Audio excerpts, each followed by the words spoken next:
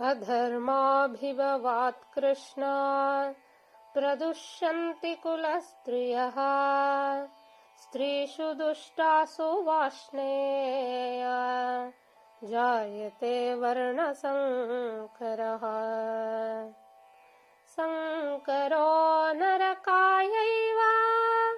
कुलघ्नानां कुलस्य च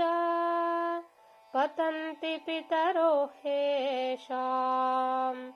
लुप्तपिण्डोदकक्रियाः दोषैरेतैः कुलघ्नानां वर्णसंकरकारकैः उत्साद्यन्ते जातिधर्माः कुलधर्माश्च शाश्वताः उत्सन्नकुलधर्माणां मनुष्याणां जनार्दन नरके नियतं वासो भवतीत्यनुशुश्रुमा अहो बत महत्पापं कर्तुं व्यवसिता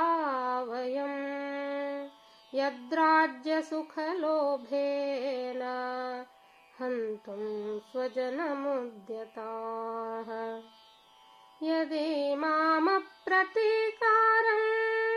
अशस्त्रं शस्त्रपाणयः धार्तराष्ट्रारणे हन्युः तन्मे क्षेमतरं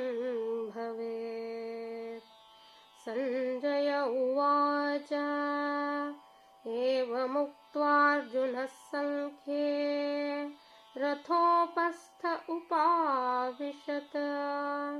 विसृज्य सशरं चापं शोकसंविघ्नमानसः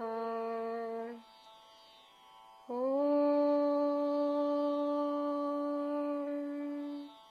तत्सदिति श्रीमद्भगवद्गीतासु